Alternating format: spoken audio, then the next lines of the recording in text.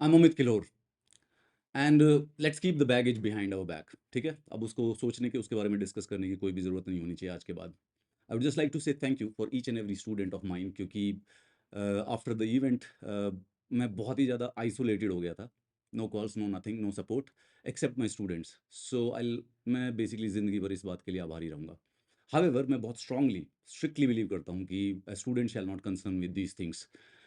Students को हमेशा अपने लक्ष्य के ऊपर फोकस करना चाहिए। सो होपिंग टू इंश्योर कि उसके बाद आज के बाद अब कोई और डिस्ट्रैक्शन ना हो, and the only thing that shall be related to studies. तो हम आज से स्टार्ट करते हैं, ठीक है, जिस सिर्फ और सिर्फ guidance, mentorship and studies, nothing else. Nothing else, everything else is irrelevant. मैं मानता, दिस इज ऑल पैराफर्नेलिया, ये सब की सब चीज़ें जो हैं एक हफ्ते या 3 दिन के अंदर अंदर डाई डाउन हो जाते हैं। It is nothing important. तो आज हम सबसे पहले बात करेंगे जो यूपीएससी प्रिपरेशन बिगिन कर रहा है, the 10 commandments for the UPSC student, जो कि 2026 के लिए या फिर 27 के लिए या 28 के लिए या फिर जिंदगी में कभी भी किसी भी एग्जाम के लिए अगर प्रिपेयर करना चाहते हो। सो आप इसको 10 कमांडमेंट्स कह सकते हो, 10 rules, 10 maxims, 10 things you should know, 10 things you should keep in mind before you start preparing for the exam. So अगर आप नए बच्चे हो और अगर आप नए भी नहीं हो, even if you are second और थर्ड और fourth attempter, these things needs to be basically stated once again. तो ये कुछ चीज़ें मैंने एक दिन जॉट डाउन की थी बैठ के, कि जो कि हर एक बच्चे को बेसिकली ध्यान में रखनी चाहिए। And most of these are cliched, लेकिन कभी कभी जो ऑब्वियस चीज़ें होती हैं वो हमें नोटिस नहीं होती, हमें ध्यान नहीं होता है, तो मैं आपको याद दिला देता हूँ, ठीक है। सो जो भी बच्चा यूपीएससी का एस्पिरेंट है और अपनी प्रिपरेशन स्टार्ट कर रहा है, तो काफ़ी लॉन्ग लॉन्ग लॉन्ग जर्नी होती है, मिनिमम नहीं तो 18 महीने की। एक जो फर्स्ट अटेम्प्टर होता है उसको कम से कम 18 महीने लगते हैं पेपर को क्लियर करने में, और मैक्सिमम तो ये बेसिकली 2.5 से 3-4 साल की भी हो सकती है। बट ये बातें ध्यान रखना, if you are a UPSC aspirant, believe me, and we don't say it often, हम इतना ज्यादा उसके बारे में बात नहीं करते हैं, the first thing is basically knowing the syllabus. It's very logical, it's very obvious, लेकिन उसके बावजूद भी we kind of ignore it quite often, और बहुत सारे स्टूडेंट्स भी इग्नोर करते हैं। पर्सनल क्या नाम है, एक्सपीरियंस मेरा कहता है कि खुद भी जो लोग, people ignore it, people don't realize ki how important the syllabus is. So my first critical and categorical advice to any UPSC aspirant is that कि यार सिलेबस याद करो।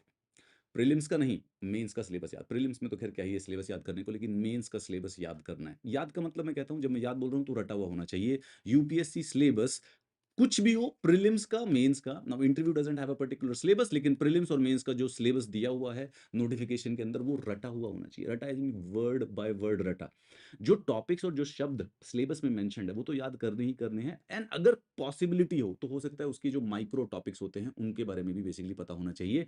लिटरली रट्टा हुआ, लिटरली मनबद एक्चुअली में सिलेबस याद होना चाहिए। This is the first thing to do, and I am saying first thing to do in the sense, आपके पास में, आपके जानने में, या आप खुद अगर आप यूपीएससी की प्रिपरेशन बिगिन कर चुके हैं formally and you don't know the syllabus, तो इसका मतलब प्रिपरेशन बिगिन नहीं हुई है।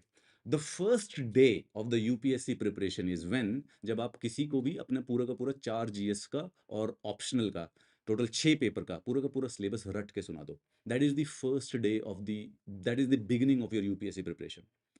And I will give you a challenge, if you are a first attempter, अगर आप राजेंद्र नगर या मुखर्जी नगर में बैठे हैं, go and ask the students. आप अपने किसी दोस्त से, कॉलीग से, अपने क्लासमेट से पूछिए, एंड वो पूरा का पूरा सिलेबस नहीं सुना पाएंगे, और किसी ना किसी प्रकार की लॉजिकल एक्सप्लेनेशन या एक्सक्यूजेस देंगे, लाइक कि हाँ हाँ ठीक है, हल्का सा आता है मेरे को, मतलब थोड़ा बहुत पता है।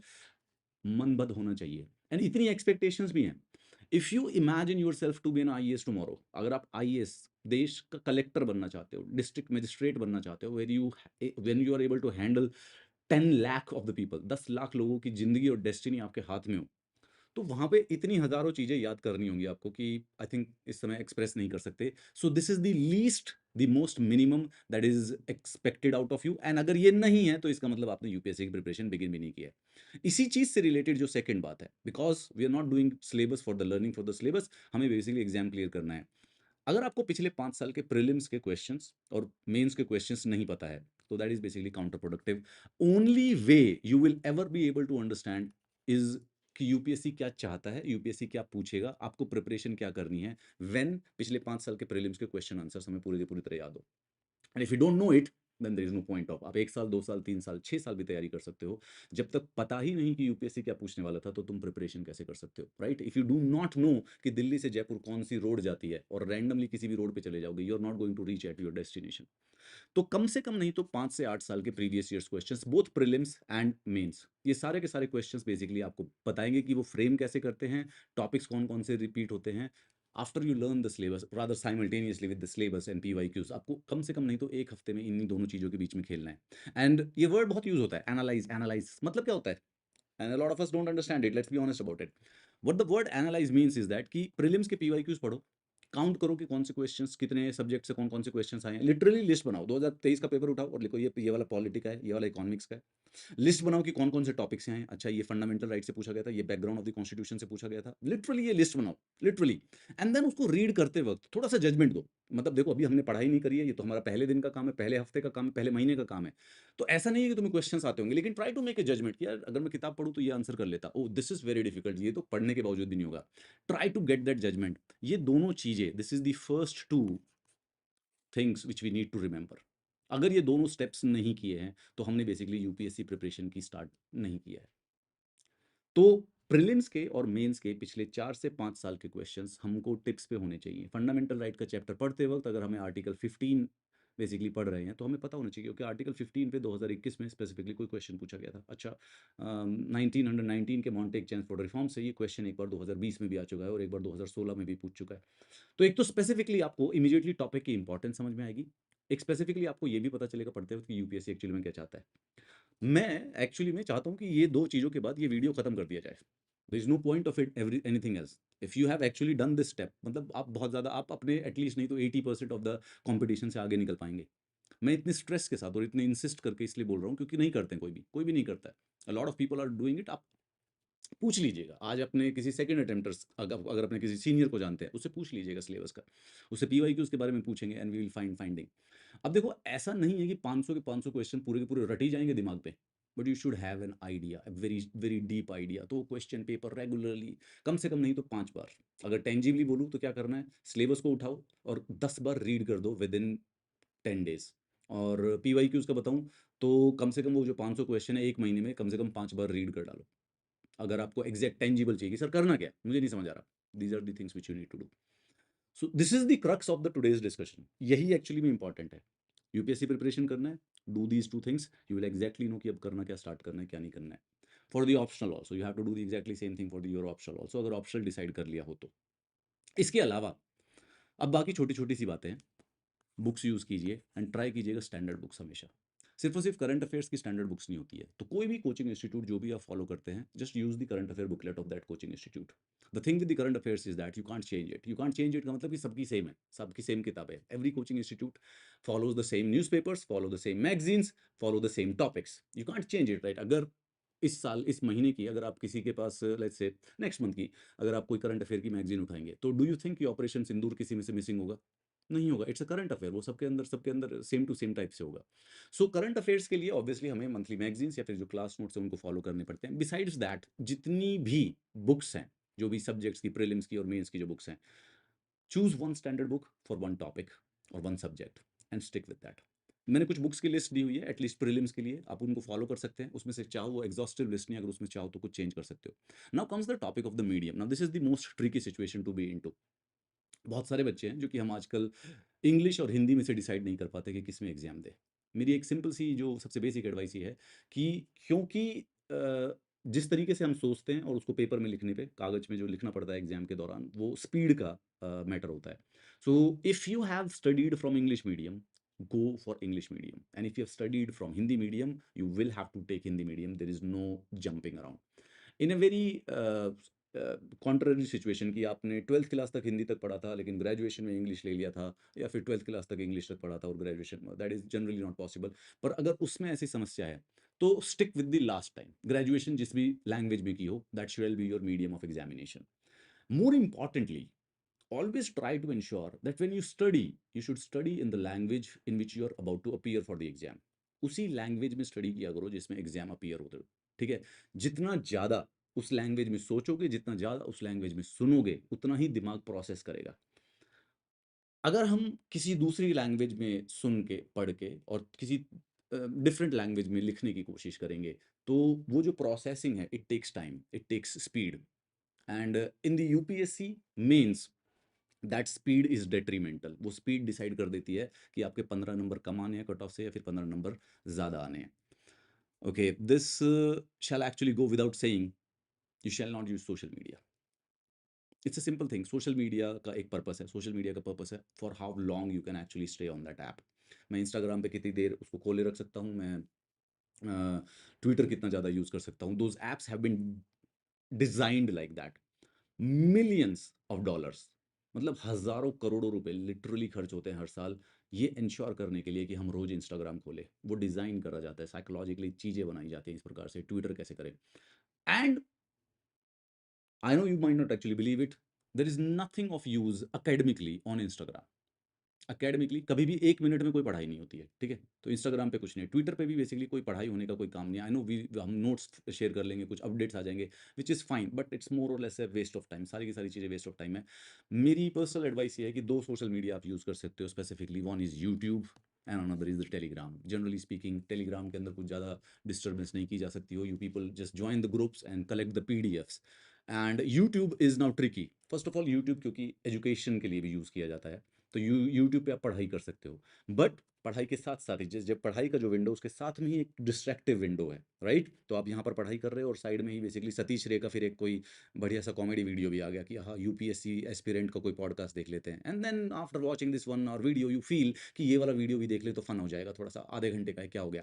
And it's good for a while, but that जब वो रेगुलरली होने लगता है तो हमें पता नहीं चलता है। हमें वो पता चलेगा 2 साल के बाद कि ओहो, जिंदगी में हम तो कम से कम दिन में 2-3 घंटे तो यूट्यूब पे वाइब करते हुए निकाल देते हैं। सो ये बड़ी ही ट्रिकी चीज है। इसमें मैं सिर्फ और सिर्फ ये बोल सकता हूँ, क्योंकि बंद तो तुम करने वाले नहीं हो, बंद नहीं होता, किसी का भी नहीं होता है। अगर हो सके तो पढ़ाई करो कोचिंग ऐप्स से जो होता है, ऐप्स पे। अब ऐप्स पे जाओगे तो किसी भी कोचिंग इंस्टीट्यूट को जो हमने ऑनलाइन ऐप वेबसाइट ज्वाइन की हुई है उस पर डिस्ट्रैक्शन नहीं मिलेगा, कोई पैरेलली दूसरा वीडियो मिलेगा ही नहीं। सो आप पढ़ाई करा एंड देन जब पढ़ाई करने के बाद वो ऐप बंद कर दो, वीडियो बंद कर दो, and you basically start studying from your book. But क्योंकि यूट्यूब यूज़ होता है और यूट्यूब आप यूज़ करेंगे ही करेंगे, सो very very limited and controlled, and I'm very scared about this advice because I have no idea how actually to control it. The correct way is to not use it. There's nothing on Telegram that is going to help you, and there is almost very less on YouTube which is going to help you. But that depends on person to person. So I hope my fingers get crossed, and I hope you figure it out far better than me. ठीक है, this is obvious one. The NCRTs are the basically the sacred text. UPSC का एक principal है, unsaid unwritten principal है। It's not like they से it, but generally they want कि UPSC जो है वो पूरे के पूरे देश के बच्चे एग्जाम देते हैं, एंड समहाउ और the other there shall be a level playing field. Okay, now in practicality this is not true. Okay, exam जो है वो बायस्ड है, अपर मिडिल क्लास के लिए, मिडिल क्लास के लिए, इंजीनियर्स के लिए, शहरी लोगों के लिए, इंग्लिश मीडियम के लोगों के लिए, there is a bias in the exam, but that's not a structural thing. वो इंसिडेंटल चीज़ है, वो जो बायस है वो इंसिडेंटल है, बट वो फिर भी यूपीएससी एक प्रकार की कोशिश करता है कि हम एग्जाम को जो है लेवल प्लेइंग फील्ड पे रखें। Okay, the one and the easiest which way for doing it is following NCERTs, क्योंकि सबसे स्टैंडर्ड टेक्स्ट जो कि सबको इजीली अवेलेबल है, लद्दाख में बैठे हुए बच्चे को, और केरल में बैठे हुए बच्चे को, और गुजरात में बैठे हुए बच्चे को, और अरुणाचल प्रदेश में बैठे हुए बच्चे को, जो सबसे इजीली एक्सेसिबल एकेडमिक सोर्सेज हैं, those are the NCERTs. And हमें इसके लिए कोई फिलॉसफी की भी ज़रूरत नहीं है। We have an objective evidence that अगर आप देखेंगे कि तो जो प्रीलिम्स के क्वेश्चंस हैं, तो प्रीलिम्स के क्वेश्चन वी कैन सी कि वो एनसीईआरटी से पिक होते हैं। सो इसमें थ्योरी की कोई ज़रूरत नहीं है। छठी से 12th क्लास की जो एनसीईआरटीज़ हैं, specifically history, geography, polity, economy और साइंस की, क्वेश्चंस इससे आते हैं। More than 30% of the paper every year is coming from the NCERTs. Prelims का 30% ऑफ द प्रीलिम्स बेसिकली कम आता है। तो यानी कि अगर किसी को पढ़ाई स्टार्ट करनी है तो सिंपल तरीका है एनसीईआरटी का। अब यहाँ पे ट्रिक आती है सबसे इंपॉर्टेंट वाली, what do you do and which one you do, कौन सी छोड़नी है कौन सी नहीं करनी है। In reality we only have to do 11th and 12th NCERT. Actually में करनी है 11th और 12th एनसीईआरटी, क्योंकि आप सोच के देखिए ना, छठी क्लास का बच्चा, 11 साल का बच्चा है, उस वो ऐसा कौन सा कंटेंट पढ़ रहा होगा जो कि हमारे लिए ज़रूरी है। बट क्वेश्चंस आते हैं छठी से भी, 7वीं क्लास से भी। तो टेक्निकली हमें 11th और 12th की पढ़नी है, रिपीट करनी है, पूरी की पूरी याद करनी है, आंसर राइटिंग उनके ऊपर करनी है, और उसमें रिलेटेड हर कॉन्सेप्ट आना चाहिए। But but the thing is that कि कई बार हमारे कुछ सब्जेक्ट्स वीक होते हैं, और उन वीक सब्जेक्ट्स की जो बेस है उसको बनाने के लिए हम छठी से 10 क्लास की बेसिकली एनसीईआरटी को यूज़ कर सकते हैं, बट विद द एंड गोल कि यार करनी सारी की सारी 11th और 12th की है। एंड एनसीईआरटी के बाद हर एक सब्जेक्ट की या सोर्स की एक टॉपिक की एक स्टैंडर्ड बुक या सोर्स रखी जा सकती है फॉर वन सब्जेक्ट और one topic. So for example there is polity, you can just choose one book any which way, even a coaching institute book works, even Lakshmikant works, or any other book also works, and then we stick with that only, nothing whatsoever. फिर जैसे कि internal security के लिए, फिर disaster management के लिए, suppose करो disaster management के लिए कोई बुक एग्जिस्ट नहीं करती, तो कोचिंग के जो नोट्स है डिजास्टर मैनेजमेंट के, you take it, you stick with it. बीच में प्रिपरेशन करते वक्त कभी कभी कुछ नई चीजें आएंगी, कभी न्यूज़पेपर में आएंगी, कहीं और से पढ़ने को मिलेगा, कोई नया पीडीएफ आ जाएगा, तो the best thing to do is that कि उसका थोड़ा सा क्रक्स निकाल के इसके अंदर ऐड कर लो, इन जो पहले वाला है, जो हमारा बेस है, जहाँ पे सब कुछ बिल्डिंग हो रही है, जहाँ पे, that is it. The coaching institute books को जितना अवॉइड किया जा सकता है उतना अवॉइड किया जा सकता है। This is the seventh one, and this is very very tricky. Now, there are advices which says that you can skip newspaper, which is true, but that comes with a huge pinch of salt. क्या है? कुछ लोगों का academic background ऐसा होता है कि उनकी जो जनरल नॉलेज है या फिर उनकी जो आईक्यू है वो इस तरीके की है कि उनको बहुत सारे सी वाइड वेरीड नॉलेज होती है। If by luck you happen to have that kind of upbringing or that kind of academic background, तो कभी कभी न्यूज़पेपर छोड़ा जा सकता है, बट जनरली हम ज़्यादातर लोगों का नहीं है। ठीक है, तो ज़्यादातर लोगों का नहीं है, तो वो वेरीड नॉलेज, वो varied perspective to know about the whole world, basically ज़्यादातर लोगों के लिए न्यूज़पेपर थोड़ा सा ज़रूरी हो जाता है। ठीक है, तो newspaper whether we like it और not, we kind of have to read it. Okay, we kind of have to read it. लेकिन इस पे स्पेसिफिक एक इंस्ट्रक्शन है, सुबह उठो, न्यूज़पेपर लो, और कोई भी ले लो यार श्रद्धा अनुसार, इंडियन एक्सप्रेस ले लो, ठीक है, द हिंदू ले लो, दोनों के दोनों में से कुछ भी लिया जा सकता है। Again they are newspapers, they can't change the news, it's going to be the same thing in both of them. इतना थोड़ा सा लेफ्ट होगा, थोड़ा सा राइट होगा, it would not impact your preparation और exam. Choose one, pick it, read it and throw it, 45 minutes to 1 hour, that's it. So habit develop कर लो इनको रीड करने की, एंड इसके बाद कोई बात नहीं है। उसके बाद एक अपनी करंट अफेयर की मैगजीन, किसी भी इंस्टीट्यूट की जो मर्जी पिक करना चाहो, अच्छे वाले किसी भी इंस्टीट्यूट की, वो मंथ एग्जिम किसी, यही करना है करंट अफेयर्स में, इतना ही किया जा सकता है, इससे ज़्यादा होता भी नहीं है। Current affairs is something which is like peace और like war, you can think about it, but you don't exactly know the boundaries of it. What is peace? क्या होता है peace? और what is love? और what is jealousy? और what is envy? तो हम concept है, सोच सकते हैं इनके बारे में, लेकिन कोई टेंजिबल बाउंड्री नहीं है हमारे पास इनकी, right? There is no exact number about it. तो करंट अफेयर्स को कभी भी आप 4 साल भी प्रिपेयर करोगे ना, तो 4 साल तक कर सकते हो, 4 साल तक पढ़ सकते हो, हर रोज करंट अफेयर पढ़ो आप, 4 साल तक लगातार करंट अफेयर पढ़े जाएंगे, and will not and, because it is being produced every 24 hours. So what do you do? You do is that कि आपके पास दिन में किसी भी समय में, किसी भी सिचुएशन में एटलीस्ट 2 से 3 घंटे हो सकते हैं करंट अफेयर्स को पढ़ने के लिए, एंड दैट इज इट। इसके अलावा कोई फिजिबिलिटी नहीं है करंट अफेयर्स को इससे एक्स्ट्रा करने के लिए। So you can give per day 3 hours to the current affairs, and when it comes to 3, क्योंकि ये फिजिकल लिमिट होगी ना कि this is the maximum you can do, there is no beyond it. So जब 3 ही घंटे हैं, तो actually में सिर्फ 2 ही चीजें की जा सकती है करंट अफेयर्स में, they read a newspaper and then follow a monthly magazine. You get any extra information, you add to that, you get extra information, you add to that, and obviously there is an answer writing, then answer writing practice from the day 30. Now this is actually very tricky, and I'm also trying to figure out how do I articulate this to you. But जितनी भी ज़्यादा जल्दी आप answer writing की शुरुआत करेंगे, उतना ज़्यादा आपका दिमाग थोड़ा सा तेज हो जाएगा. So though I've written it 30, let's actually change it. We shall actually give it 60. UPSC की प्रिपरेशन कर दो, पढ़ना लिखना स्टार्ट कर दो, कोचिंग स्टार्ट कर दो। फ्रॉम द 60th डे और 61st day to be more precise, you shall start actually writing practice करना स्टार्ट कर दो, and don't wait to finish GS, कोई प्रॉब्लम नहीं है। फ्यू आंसर ए डे लिखो कम से कम, लेकिन आंसर राइटिंग लिखना स्टार्ट कर दो, जितनी जल्दी हो सके रिव्यू करो। जिंदगी के जो पहले 100 दिन होंगे आपकी प्रिपरेशन के, और पहले 200 दिन होंगे, या फिर पहले 100 क्वेश्चंस जो होंगे और पहले 200 क्वेश्चंस होंगे, वो महा घटिया, महा गलत होंगे, सब स्टैंडर्ड होंगे, पर जब तक ये नहीं लिख लोगे तब तक अच्छे क्वेश्चंस लिखने नहीं आएंगे। So just get away with this exercise. Preparation start की, 30 से 40 50 60 दिन के बाद आंसर्स लिखना स्टार्ट करो, राइट 2 और 3 आंसर्स एवरी सिंगल डे, आधे घंटे का एक शेड्यूल बना लो, एंड रिमेंबर दैट कि जब तक 100 दिन तक लगातार ऐसे नहीं कर लोगे, तब तक अच्छे आंसर कभी लिखे भी नहीं पाओगे। ठीक है? दैट इज़, ऐसा नहीं है कि आप बहुत सारा पढ़ लिया आपने पूरी किताब और फिर अचानक से जाके एक आंसर लिखा एंड बहुत अच्छा आंसर लिख दिया क्योंकि आपने बहुत पढ़ा था। That's not how it works. Answer writing is slightly a different thing. Learning and reading is a different thing and then expressing it on the paper is a slightly weirdly different thing. So just be sure कि answer writing start कर दो बिना किसी चिंता के and गलत लिखोगे ये एक्सपेक्टेशन है, बट किसी ने देखनी थोड़ी ना है। अपने घर की कॉपी है, लिखते रहो उसमें, गलत लिखते रहो, जितना मर्जी लिखते रहो, गलत लिखते रहो। From 80th day, from 90th day, from 100th day, you will see ki, okay, this is getting better. Okay, I can think now, I can write now. And this is very the core. Second is the law of the world, the trial by fire. Mock test paper निकलवा रहा है आजकल और this is a trend which has started 10 years ago. उससे पहले नहीं था, weirdly, which is surprising कि ऐसे क्यों नहीं था। मतलब this thing should have been figured way more earlier, but उससे पहले इतना ज़्यादा ट्रेंड मैंने जनरली देखा नहीं था। बट या it has been 10 years when people are students and the coaching institutes have realise कि अगर बच्चे को पेपर क्लियर कराना है तो make them write mocks, and that is actually correct strategy. Syllabus को कंप्लीट करने का टाइम वेस्ट, वो क्या नाम है, वेट मत करना कि सिलेबस कंप्लीट करने के बाद अपना मॉक लगाना स्टार्ट करेंगे। सी, have you ever seen anybody in prelims scoring 200 out of 200? Have you ever seen scoring 1750 out of 1750 in mains?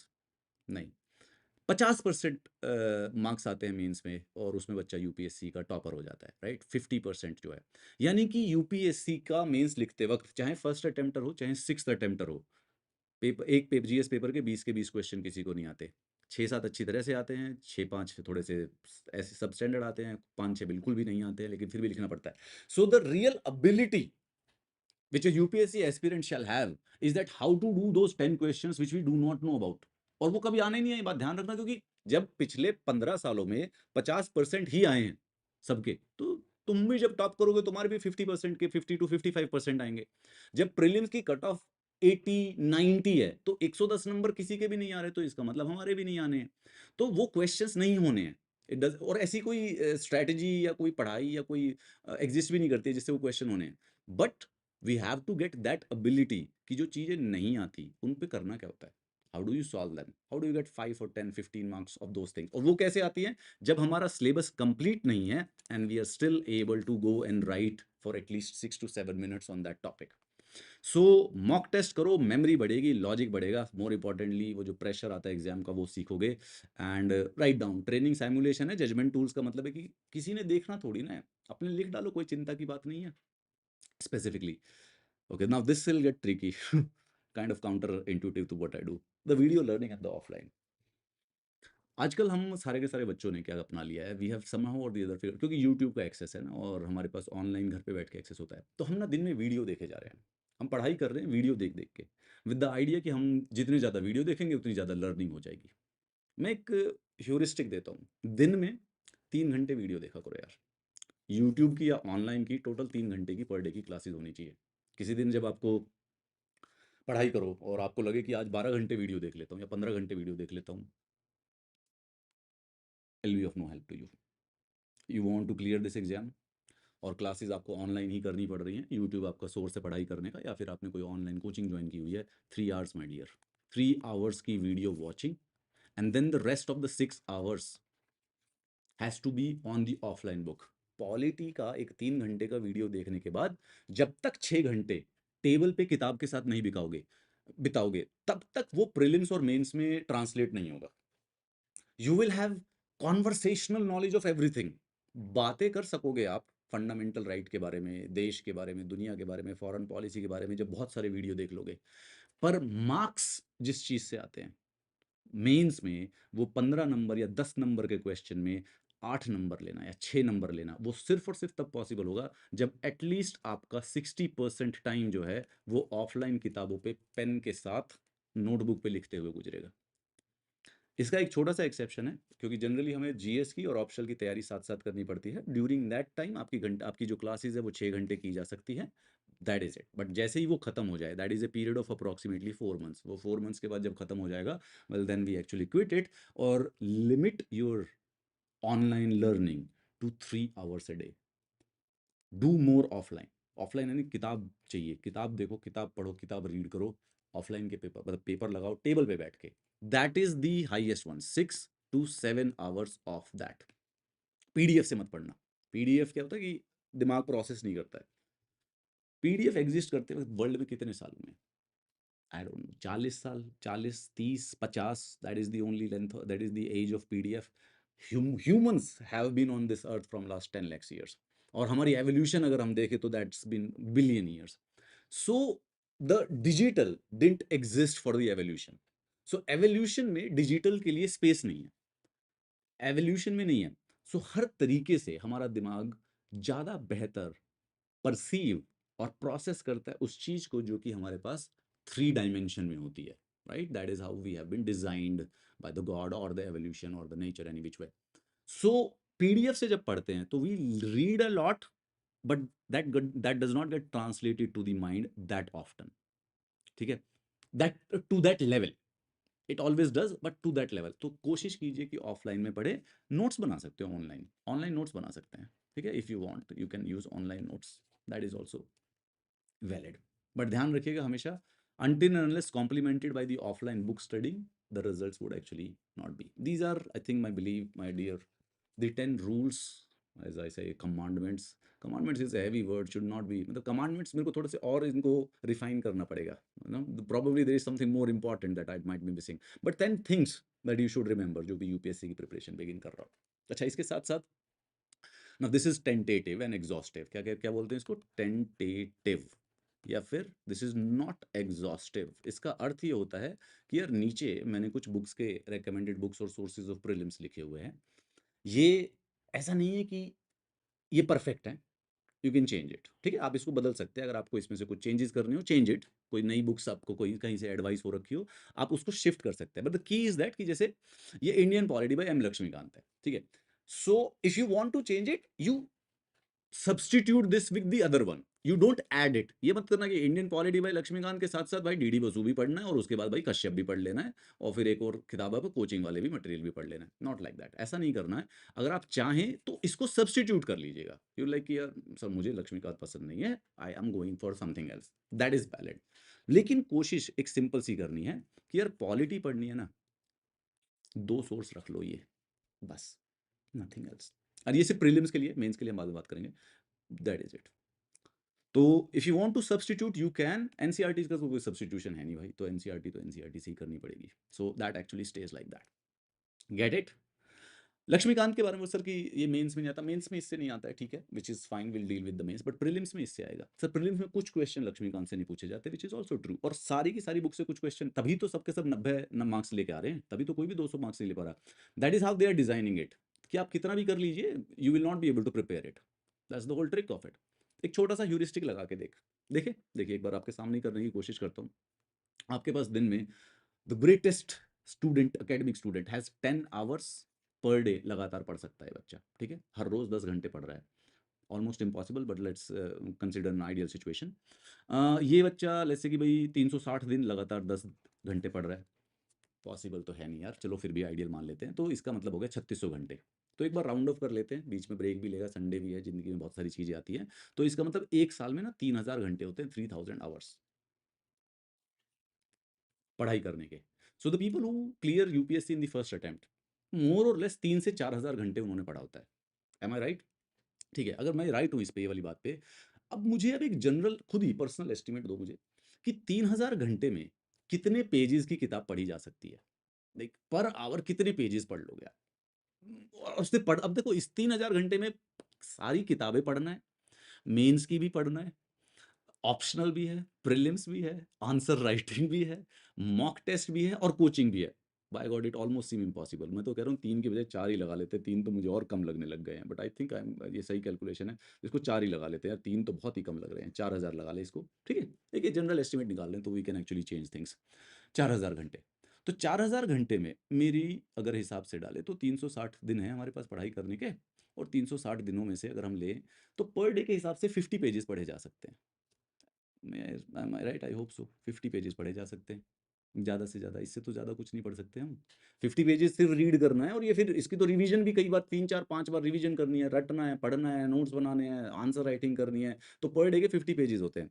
तो if you ask me, let's actually calculate it, अगर हम calculator use करें और 360 into 50 करें, तो basically 18,000 pages हमारे पास बनते हैं, and which is a wrong estimate, क्योंकि 18,000 pages is also a wrong estimate, क्योंकि हर रोज़ 50 पेज पूरे साल तक कौन पढ़ के कर लेगा? तो अब ये कैच है। So out of all of your books, prelims, mains and optional, अगर आपके पास अप्रॉक्सीमेटली 15,000 पेजेस से ज्यादा कंटेंट है, और करंट अफेयर्स आल्सो, तो इसका मतलब आप उसको फिजिकली नहीं कर सकते, right? You can't do it. जैसे कि कोई इंसान 1000 साल तक नहीं जिया ना, तो नहीं जिया तो नहीं जिया, अब उसमें थ्योरी क्या लगानी है, नहीं जी सकता तो नहीं। कोई आदमी बेसिकली 400 मीटर लंबा तो पैदा नहीं होता, हो ही नहीं सकता तो नहीं हो सकता। तो सिमिलरली 15,000 पेजेस से ज़्यादा एक साल में पढ़ा ही नहीं जा सकता, एंड ये भी मैं बता रहा हूँ गलत एस्टिमेट है। टेक्निकली स्पीकिंग ये 5 से 6,000 पेजेस आना चाहिए। दिस इज मोर और लेस, ये 5 से 6,000 पेजेस से ऊपर नहीं हो सकता है। So take it that. So collect your sources like this, कि भाई पूरे साल में 5,000 पेजेस पढ़े जाने हैं, उससे ज्यादा जो भी एक्स्ट्रा मेरे पास किताब पड़ी रहेगी वो पढ़ी ही रहेगी, खर्चा ही है, उसका कोई फायदा नहीं है। Hence just choose one source. अब आप बोलोगे ठीक है सर, आपने बोल दिया 15,000, भाई इन दोनों में ही 1000 पेजेस है। लक्ष्मीकांत अब मेरे ख्याल से 600-700 पेजेस की तो हो ही गई होगी, और एनसीईआरटी की 3-4 किताबें, तो 1000 पेजेस तो यही हो गए, और ये तो प्रीलिम्स ही है, इसमें तो मेंस हमने काउंट ही नहीं किया, गवर्नेंस वाला। So on. So I hope you get the idea. तो हिस्ट्री के लिए, हिस्ट्री एक ऐसा सब्जेक्ट है जिसमें 3 ओल्ड एनसीईआरटी और 3 न्यू एनसीईआरटी, न्यू वाली से भी क्वेश्चन पूछ रहे हैं, and you can't actually skip it. तो ये करना है, इसके अलावा ये डन एंड डस्टेड है, इस पे डिबेट खत्म है। सिर्फ और सिर्फ मॉडर्न के लिए अपना स्पेक्ट्रम यूज कर सकते हो, विच इज द पर्पस, उसका रिवीजन के लिए काम आ जाता है। एंड यू कैन, वो एक प्रकार से नोट्स ही बने हुए हैं, तो जो तुम नोट्स बनाओगे वो पहले बना के दे रखे हैं स्पेक्ट्रम में, you can follow that. But इसके अलावा कुछ भी नहीं, there is nothing in history that can beyond come from here. बल्कि इससे कम सोर्सेज और कर सकते हो चाहो तो, जैसे कि भाई ये मेडिवल इंडिया है, तो ये जो 11th क्लास की मेडिवल इंडिया ओल्ड एनसीईआरटी है ना, वो भी खत्म नहीं होती है, तो तुम उसको छोड़ के तुम 8वीं क्लास की कर लो, will be fine. Great. Then art and culture also, जितना मिनिमम रखोगे उतना बढ़िया है, जितना ज़्यादा रखोगे ये उतना हाथ से चला जाएगा। ज्योग्राफी एनसीईआरटी करो। फर्स्ट एडवाइस मैंने जैसे बताया 11 से 12 की करनी है, लेकिन अगर ज्योग्राफी वीक सब्जेक्ट है, साइंस के थे आप साइंस के स्टूडेंट थे या फिर कॉमर्स के स्टूडेंट थे, तो फिर यार ये 6 क्लास से 10th क्लास वाली भी उठा लेना। ठीक है, वो जल्दी से हो जाएंगी, you can do it with in like 1 month और something, and then you like make notes of it and throw it away, and focus करते रहना इसके ऊपर, those needs to be repeated. एक जीसी लियोन की भी किताब आती है, कितनी उसकी यूटिलिटी बची है या नहीं बची है, पर हर टॉपर बोल रहा है, तो हो सकता है अब जब पेपर क्लियर किया है तो उनको बातें मान लेनी चाहिए। This is what for the economy, and again you can substitute the books which you want, which is fine. NCERT का कोई सब्सटीट्यूशन एग्जिस्ट नहीं करता है, ये करना ही करना पड़ेगा। इकोनॉमिक सर्वे और union budget is a standard source which it's a current affair of the economics, तो यूपीएससी उसको फॉलो कर रहा है। वी हैव द एविडेंस कि वो यूपीएससी क्वेश्चंस पूछता है which can be trace to the economic budget and the survey, so we have to do that. Environment and biology, it's very tricky, you can actually find so many books on that, इसका कोई exact ऐसा core NCERT जैसा source almost exist नहीं करता है। So the idea is pick one book, any which way you want, doesn't matter, and then go for it. Similarly, science and tech doesn't have a specific source. The people who had science in 11th and 12th are very lucky, उनके लिए थोड़ा सा advantage रहेगा। अगर आप commerce के या arts के स्टूडेंट थे और आपके पास कॉलेज ग्रेजुएशन में भी कॉमर्स या आर्ट्स वाले सब्जेक्ट्स थे, तो कोशिश कीजिएगा कि हो सके, एंड ये पहले करना पड़ेगा क्योंकि ये लास्ट के एंड में कभी भी नहीं होगी, तो एक बार 6 से 10th क्लास की साइंस वाली किताबों को रीड कर लें तो बहुत बेहतर रहेगा। क्वेश्चंस आते हैं बेसिक वाले, फिजिक्स के, बायोलॉजी के, केमिस्ट्री के, ऑल दोज थिंग्स, वो तो आता ही आता है, बट बियॉन्ड दैट, उसके अलावा you can actually do this. Then the current affairs, as I said, daily reading of the Hindu और daily reading of the Indian Express, monthly magazines जो हैं यूपीएससी की, ये सब पढ़नी नहीं है इतनी ज़्यादा, भर जाए वही 15,000 पेजेस से ज़्यादा पूरे साल में कोई महामानव पढ़ ही नहीं सकता। जो टॉपर्स हैं उनके पेजेस भी 5,000 पेजेस पढ़ के ही बेसिकली पेपर क्लियर हुआ है। ये किताबें मत पढ़ा करो। अगर चाहते हो कभी कभी स्टार्टिंग में नया नया स्टार्ट करो, तो 2-3 4 बार इन 2-3 महीने की पढ़ लो, तो यू गेट एन आइडिया कि ये क्या क्या होता है इनके अंदर, और उसके बाद इनकी समरीज को पकड़ पकड़ के रीड करते रहा करो। तो साल में 12 समरी योजना की, 12 समरी कुरुक्षेत्र की आएंगी, वो भी बहुत ज़्यादा है, वो भी बहुत ज़्यादा है। रादर कुरुक्षेत्र बहुत ही ज़्यादा रूरल ग्रामीण क्षेत्र के ऊपर फोकस्ड है, क्वेश्चंस तो आते ही हैं उससे, but again how there is a limit to what we can do. Yojana थोड़ी सी ज़्यादा जनरल है, पेपर 2 और पेपर 3 में बहुत ज़्यादा काम आ जाएगी, बट कोशिश कीजिएगा, क्योंकि देखो ये दोनों मैगजीन्स कैसे काम करती है कि they work on one theme. तो योजना एक थीम पे आएगी और उस मैगजीन के अंदर 60 से 70 पेजों में अप्रॉक्सीमेटली 15 आर्टिकल होंगे उसी थीम के ऊपर अलग अलग पर्सपेक्टिव से। लेट्स से अर्बन डेवलपमेंट पे आ गई, तो अर्बन डेवलपमेंट के 15 आर्टिकल एक ही मतलब अलग अलग पर्सपेक्टिव से एग्जिस्ट करते होंगे, और गवर्नमेंट की स्कीम्स अलग अलग स्कीम्स के बारे में उसमें डिस्कस किया गया। If we go for doing that it would not be feasible, हमसे पॉसिबल ही नहीं होगा, प्रोडक्टिव भी नहीं हो पाएगा। तो 15 महीने की प्रिपरेशन की है, 15 मैगजीन 15 टॉपिक के लिए हमने इतना समय लगा दिया, लंबी बड़ी मैगजीन्स होती है। So what we do is that कि अर्बन, अब होता क्या है, इनका फायदा क्या है, योजना आ गई अर्बन डेवलपमेंट पे, तो यार ये हो गई इंपॉर्टेंट कि urban development is a topic which we shall actually prepare. तो क्या करना है, योजना की अपनी समरी उठाओ, अर्बन डेवलपमेंट की अपने एक बेसिक नोट्स बना लो and you move forward. Similarly NREGA के ऊपर किसी दिन कुरुक्षेत्र की मैगजीन आ गई, सो यू रिमेंबर कि यार ये टॉपिक पूछा जा सकता है, इसको प्रिपेयर करके रखना है। CSAT, will talk in detail about it. CSAT manual है एक अपना, टाटा मैग्रो हिल वाली ले सकते हैं। वर्बल और नॉन वर्बल रीजनिंग के लिए अपनी आर एस अग्रवाल है ही है। एंड एक्चुअली में सी सेट का जो सबसे बेसिक पर्पस और तरीका होता है, सबसे सही वाला, वो यार एक सिंपल सा है कि पिछले साल के सी सेट के सारे पेपर पिछले 5 साल के करके देख लो। You will know where you stand and you will know कि उसमें से क्या क्या करना है। बट मैं इसके बारे में थोड़ा सा और डिटेल में बात करूंगा, right. That is the 10 things which you need to know about it.